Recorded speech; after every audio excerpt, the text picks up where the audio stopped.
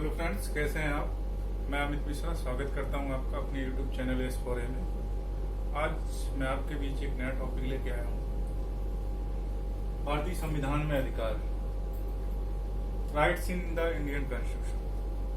और आज हम इस पे डिस्कस करेंगे और एनसीईआरटी 11th क्लास की एनसीईआरटी को बेस बना करके, एनसीईआरटी को बेस बनाने के पीछे रीजन ये है कि पिछले जो एग्जाम हुए हैं उन पे उनके जो मैंने पेपर्स देखे, उसमें देखने के बाद मुझे लगा कि अब जो क्वेश्चंस आ रहे हैं वो सिर्फ फैक्ट नहीं पूछ रहे हैं, तथ्य पे सिर्फ आधारित सवाल नहीं है। तथ्य के अलावा आपके साथ कॉन्सेप्ट पे भी बात हो रही है, अवधारणा पे भी बात हो रही है, और वो कॉन्सेप्ट आपको बनाने के लिए, क्लियर करने के लिए आपको एनसीईआरटी पढ़ना बहुत जरूरी है। तो आइए शुरुआत करते हैं। सबसे पहले हम देखें अधिकार क्या है। अधिकार क्या है? पिछला वीडियो आपने अगर देखा होगा, जब हम संविधान क्यों और कैसे वाला वीडियो जिक्र कर रहे थे, तो संविधान की आवश्यकता की जब हमने बात करी थी तो वहां पे एक बात निकल के आई थी कि संविधान जो है, सरकार की शक्तियां जो है, उनपे एक लिमिट लगाता है, एक उनका एक दायरा निर्धारित करता है। वो दायरा क्यों निर्धारित करता है? क्या जरूरत है सरकार के पावर पे एक लिमिट लगाने की? जरूरत इसलिए है क्योंकि संविधान सरकार को अगर अधिकार देता है, पावर देता है, तो वो हमारे भी अधिकारों की रक्षा करना चाहता है, और हमारे अधिकारों की रक्षा करने के लिए ही वो सरकार के अधिकारों पे, उसके पावर्स पे एक सीमा निर्धारित करता है पावर्स की। तो आइए पढ़ते हैं कि अधिकार क्या है। अधिकार क्या है? अधिकार दरअसल इसकी एक पर्टिकुलर डिफिनेशन देना बहुत मुश्किल है, पर हम कह सकते हैं कि अधिकार एक रीजनेबल आपका क्लेम है अपने समाज से और अपनी गवर्नमेंट से, जो आपके विकास के लिए बहुत जरूरी है, उसको अधिकार कहते हैं। अधिकार कितने प्रकार के होते हैं? जहां प्रकार की जब बात करेंगे, टाइप्स ऑफ राइट, तो 3 तरीके के अधिकारों की हम बात करेंगे, नेचुरल, कॉन्स्टिट्यूशनल और लीगल। नेचुरल राइट्स होते हैं जो आपको आपके जन्म की वजह से मिलते हैं, आप मनुष्य हैं, इसकी वजह से आपको अधिकार मिले हुए हैं। उन अधिकारों को किसी संविधान की या किसी कानून की या किसी परंपरा के रक्षा के मोहताज नहीं होते ये कानून, ये अधिकार। तो ऐसे अधिकार जो आपको सिर्फ और सिर्फ आपके जन्म की वजह से मिले, जन्म सिद्ध आपके अधिकार हैं, आपके व्यक्तित्व के विकास के लिए आवश्यक हैं, जिनको न किसी अपनी सुरक्षा के लिए न किसी संविधान की जरूरत है, न किसी परंपरा की, न किसी कानून की। उनको कहते हैं नेचुरल राइट्स या प्राकृतिक अधिकार। कॉन्स्टिट्यूशनल राइट, जब इन्हीं अधिकारों को संविधान में जगह दी जाती है और संवैधानिक तरीके से अधिकार आपको प्रोवाइड कराए जाते हैं, तो इन्हीं अधिकारों को बोलते हैं संवैधानिक अधिकार। मतलब जब ये प्राकृतिक अधिकार जो है, जो नेचुरल राइट्स हैं, इनको किसी भी देश के संविधान में जगह मिल जाती है, तो वही नेचुरल राइट्स क्या हो जाते हैं? संवैधानिक अधिकार या कॉन्स्टिट्यूशनल राइट। तीसरा लीगल राइट्स। लीगल राइट्स वो राइट्स हैं जिनकी सुरक्षा के लिए, जिनको प्रोटेक्ट करने के लिए आपको किसी कानून की जरूरत होती है, जो किसी कानून के द्वारा संरक्षित होते हैं। जैसे उपभोक्ताओं के अधिकार हैं, उपभोक्ता संरक्षण अधिनियम के तहत संरक्षित है। महिलाओं से संबंधित कुछ अधिकार हैं, domestic violence act, dowry act, इन सबसे संरक्षित है। तो इस तरीके से हमने जाना कि 3 टाइप्स के राइट्स और उनकी अलग अलग उनकी रक्षा कौन कौन करता है, उसके बारे में। अगला है bill of rights. Bill of rights क्या है? जब हम इन्हीं अधिकारों को, जिन अधिकारों के बिना हमारा रहना मुश्किल हो जाता है, जो हमारी लाइफ के लिए बहुत जरूरी है, उन अधिकारों को कुछ लोकतांत्रिक देश, कुछ क्या, जो भी लोकतांत्रिक देश हैं, वो सूचीबद्ध कर देते हैं। उन्हीं सूचीबद्ध अधिकारों को क्या बोलते हैं? बिल ऑफ अधिकारों की जो लिस्ट होती है उसको बिल ऑफ राइट्स बोलते हैं। ये बिल ऑफ राइट्स जो टर्म आया, ये दरअसल अमेरिका के संविधान से, क्योंकि सबसे पहले अधिकारों को सूचीबद्ध करने का जो प्रयास हुआ था वहीं से हुआ था। इसके बाद हम आ जाते हैं भारतीय संविधान में जो फंडामेंटल राइट्स हैं उनको डिस्कस करेंगे। और भारतीय संविधान में जो फंडामेंटल राइट्स को हम डिस्कस करते हैं तो थोड़ा सा इसके इतिहास को जान लेना जरूरी हो जाता है। और इतिहास क्या है?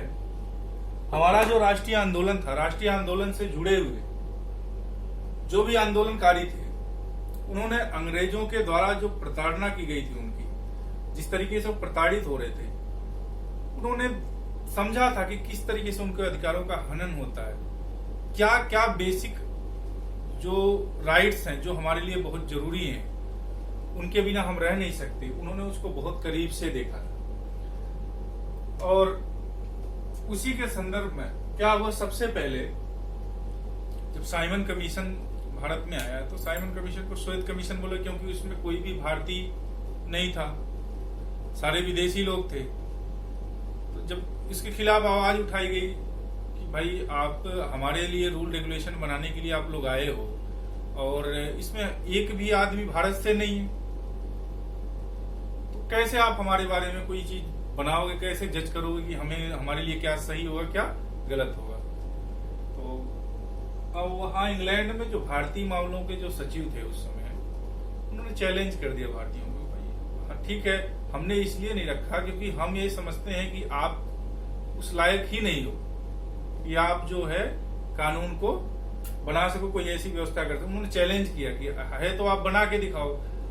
तो उनके इस चैलेंज को स्वीकार करते हुए 1927 में एक सर्वदलीय सम्मेलन हुआ और उसमें निर्णय लिया गया, मोतीलाल नेहरू के अध्यक्षता में 7 सदस्यीय कमेटी बनाई गई, जो कि हमारे एक अधिकारों के लिए, हमारे संवैधानिक व्यवस्था के लिए कुछ प्रावधान करेगी, एक फॉर्मेट देगी। और उसी नेहरू कमेटी ने एक की रिपोर्ट जो थी, जिसको नेहरू रिपोर्ट बोलते हैं, नेहरू रिपोर्ट, सबसे पहले नेहरू रिपोर्ट में ही मूल अधिकारों का जिक्र हुआ। उसके बाद कांग्रेस का जो कराची अधिवेशन हुआ,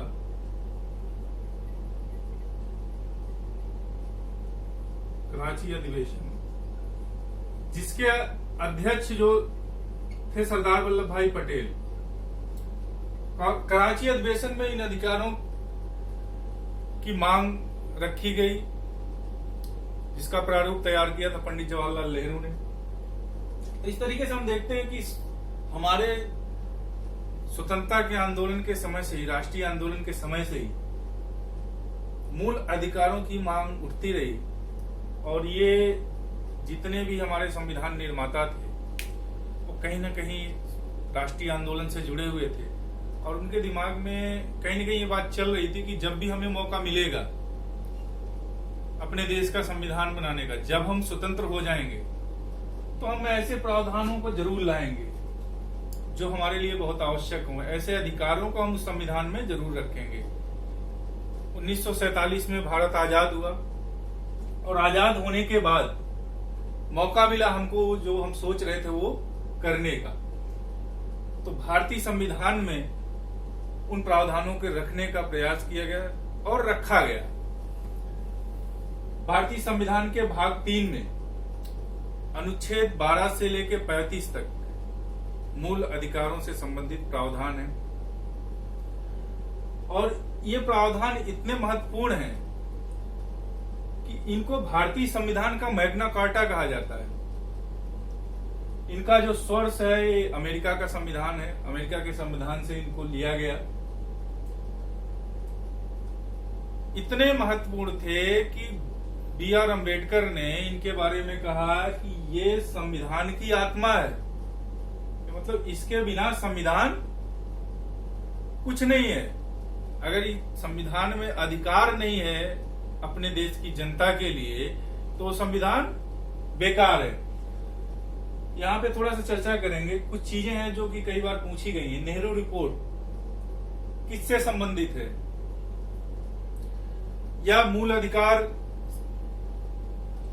जो थे सबसे पहले चर्चा क्या पे हुई, नेहरू रिपोर्ट की बात करेंगे हम वहां पे। कांग्रेस के किस अधिवेशन में इनसे संबंधित प्रस्ताव लाए गए, कराची अधिवेशन में। उस अधिवेशन के अध्यक्ष कौन थे, सरदार वल्लभ भाई पटेल। प्रारूप कौन तैयार किया था, पंडित जवाहरलाल नेहरू ने तैयार किया था। ये सब आपको लिख लेना है, ये क्वेश्चन कई बार पूछे जा चुके हैं। संविधान के किस भाग में मौलिक अधिकारों का प्रावधान है, तो भाग 3 में है। मौलिक अधिकारों का स्रोत कहां से है, अमेरिका के संविधान से लिया गया है। संविधान के इस भाग को संविधान की आत्मा किसने कहा, डॉक्टर बी आर अम्बेडकर ने कहा। इस तरीके से ये सारे क्वेश्चन हैं जो इस सेक्शन से बनते हैं। आगे हम बात करेंगे भारतीय संविधान में मूल अधिकारों को 6 पार्ट्स में डिवाइड किया गया। पहले 7 पार्ट्स थे, लेकिन एक को जो है राइट टू प्रॉपर्टी जो है उसको 44वें संशोधन द्वारा अनुच्छेद 301 के तहत विधिक अधिकार बना दिया गया, तो वो यहां से हटा दिया गया है। 44वां संशोधन भी कई बार पूछा जा चुका है, इसको भी थोड़ा देख लेंगे। तो 6 तरीके के अधिकार अभी फिलहाल बचे हैं, आइए उन पे चर्चा करते हैं। पहला है समानता का अधिकार, जो अनुच्छेद 14 से लेकर 18 तक आता है। स्वतंत्रता का अधिकार आर्टिकल 19 से 22 तक। शोषण के विरुद्ध अधिकार, राइट अगेंस्ट एक्सप्लॉयटेशन, 23 से 24 तक। राइट टू रिलीजियस फ्रीडम, धार्मिक स्वतंत्रता का अधिकार, फ्रीडम ऑफ रिलीजन, 25 से 28 तक। अल्पसंख्यकों के शिक्षा एवं संस्कृति का अधिकार, संवैधानिक उपचारों का अधिकार, राइट टू कॉन्स्टिट्यूशनल रिमेडीज। ये 6 पार्ट हैं जो कि भारतीय संविधान में मूल अधिकारों से संबंधित प्रावधान किए गए हैं। आइए शुरू करते हैं। समानता का अधिकार। समानता का अधिकार क्या है, जो समानता की बात करता है, ठीक है। आर्टिकल 14 से लेकर 18 तक। 14 कानून के समझ समानता की बात करता है। 15 धर्म, जात, लिंग इत्यादि के आधार पर भेदभाव को नकारता है। 16 लोक नियोजन में अवसर की समानता की बात करता है। 17 जो है अस्पृश्यता की अंत की बात करता है और 18 उपाधियों की अंत की बात करता है। इसमें 14 और 17, खासकर 17 आर्टिकल 17 बहुत बार पूछा गया है, इसको ध्यान देके थोड़ा सा पढ़ लीजिएगा। स्वतंत्रता का अधिकार अनुच्छेद 19 से लेके 22 तक। स्वतंत्रता का अधिकार जो है स्वतंत्रता के बारे में बात करता है। अनुच्छेद 19 क्या कहता है, अनुच्छेद 19 कहता है कि हमें अपने विचारों को व्यक्त करने की स्वतंत्रता है, अभिव्यक्ति की स्वतंत्रता की बात करता है। कहता है कि शांतिपूर्ण तरीके से सभा और सम्मेलन हम कर सकते हैं। आर्टिकल 19 कहता है कि हमें संघ और संगठन बनाने की स्वतंत्रता है। आर्टिकल 19 कहता है कि हम भारत के किसी भी भाग में निवास कर सकते हैं, कहीं भी रह सकते हैं, कहीं भी हम आ जा सकते हैं। आर्टिकल 19 कहता है कि हम कोई भी आजीविका अपना सकते हैं। इस तरीके से हमने देखा कि आर्टिकल 19 में किस किस तरीके के प्रावधान हैं। साथ ही साथ जो प्रेस की स्वतंत्रता है वो भी आर्टिकल 19 के अंतर्गत ही आएगा। उसके बाद आता है आर्टिकल 20। आर्टिकल 20 क्या कहता है, दोष सिद्ध के संबंध में संरक्षण की बात करता है। मतलब आपने कोई अपराध किया है या नहीं किया है, उसके बारे में क्या आपके अधिकार हैं, उसके बारे में बात करता है। और कहता है कि आपने कोई अपराध किया है तो आपको सजा, जिस समय आपने अपराध किया था उस समय उस अपराध को करने के लिए कौन सा कानून था, उस कानून में कितनी सजा थी, उसके तहत मिलेगी सजा। ऐसा नहीं कि किसी और कानून के तहत मिल जाए। दूसरी बात कि आपने जो अपराध किया है उसके लिए आपको सिर्फ और सिर्फ एक बार दंडित किया जा सकता, नहीं, एक अपराध के लिए बस एक बार।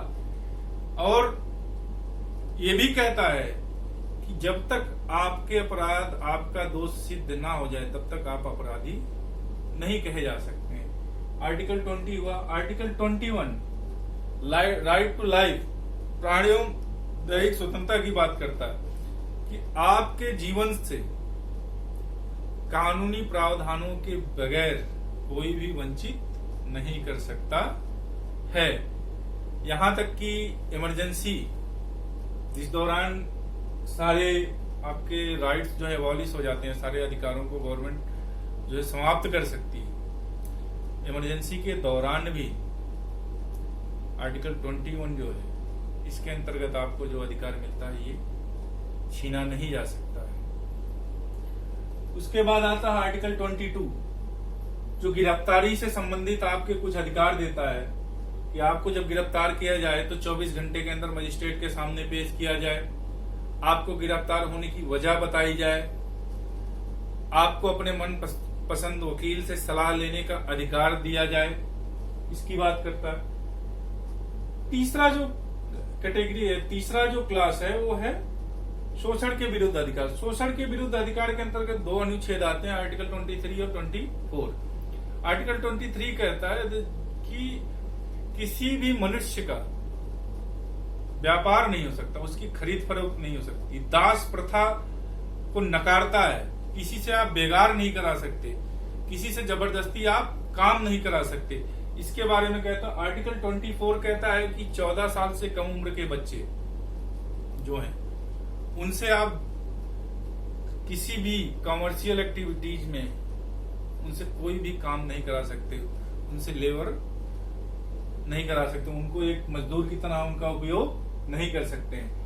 उसके बाद आता है धार्मिक स्वतंत्रता का अधिकार, आर्टिकल 25 से लेके 20, आर्टिकल 25 से लेके 28 तक। 25 कहता है कि आप किसी भी धर्म को मान सकते हैं, उसे अपने आचरण में ले आ सकते हैं, उसका प्रचार कर सकते हैं। 3 बातें हैं, धर्म को मान सकते हैं, उसको आचरण में भी ला सकते हैं और उसका प्रचार भी कर। ऐसा नहीं कि आप मानो लेकिन अंदर अंदर मानो, कोई देख ना पाए, नहीं, मान रहे हैं तो उसको आचरण में ले आइए। पूजा पाठ जो जैसा करना वो करने का आपका अधिकार है, कोई उससे रोक नहीं सकता। उसका आप प्रचार करना चाहें तो आप प्रचार भी कर सकते हैं। 26 कहता है कि धार्मिक, जिस धर्म को आप मानते हैं उससे संबंधित कोई भी आयोजन करना है, कोई भी काम करना है तो उसके प्रबंधन का अधिकार आपको देता है। आर्टिकल 27 कहता है कि आप अगर टैक्स पे करते हैं और आपका टैक्स जो है वो किसी धर्म विशेष के लिए खर्चा किया जा रहा है, किसी धर्म विशेष के हितों के लिए, आप सरकार से इसके लिए जो है मना कर सकते हैं कि नहीं, मतलब कि सरकार जो है आपसे धार्मिक कार्यों के लिए, किसी पर्टिकुलर धर्म विशेष के लिए आपसे कोई भी किसी भी तरीके का टैक्स नहीं ले सकती जो किसी धर्म के उत्थान के लिए खर्चा हो। आर्टिकल 28 कहता है कि कोई भी संस्था जो सरकारी वित्त से पोषित हो, मतलब जिसमें सरकार कोई पैसा दे रही हो, उसमें कोई भी धार्मिक शिक्षा नहीं दी जा सकती। उसके बाद आता है अल्पसंख्यकों के शिक्षा एवं संस्कृति का अधिकार। जो अल्पसंख्यक वर्ग हैं, माइनॉरिटीज हैं, उनको अपनी भाषा, लिपि, संस्कृति, उनके संरक्षण का अधिकार है, उनको बनाए रखने का अधिकार है और उसके आधार पर उनके साथ कोई भेदभाव नहीं किया जा सकता है। आर्टिकल 30 कहता है कि आपको अपनी भाषा, लिपि और संस्कृति और धर्म से संबंधित शिक्षा संस्थानों की स्थापना का अधिकार है, उनके प्रबंधन का अधिकार है, ये आर्टिकल 29 कहता है। और लास्ट जो है संवैधानिक उपचारों का अधिकार। संवैधानिक उपचारों का अधिकार, ये सारे अधिकार बेकार हैं अगर उपचार नहीं है। संवैधानिक उपचारों का अधिकार क्या कहता है? अगर ये जो अधिकार हैं, इन अधिकारों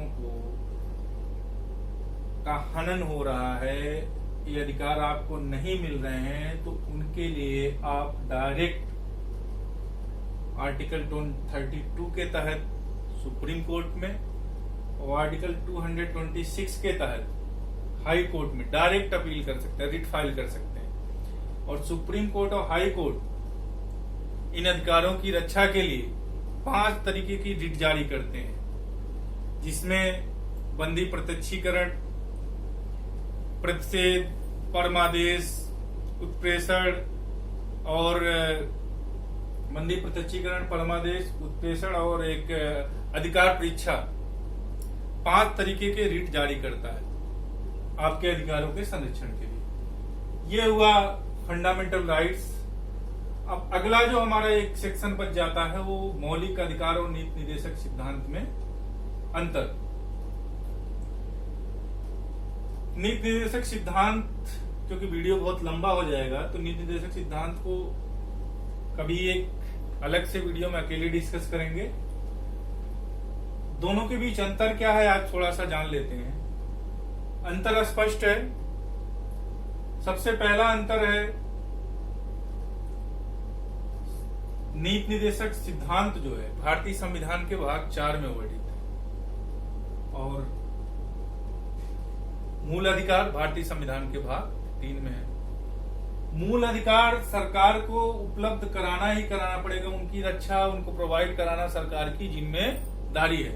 नीति निर्देशक सिद्धांतों के संदर्भ में ऐसा नहीं है, वो सरकार अपनी सुविधा के अनुसार प्रोवाइड कराती है। सरकार के पास अगर व्यवस्था है तो आपको प्रोवाइड करवा सकती है, नहीं है तो नहीं।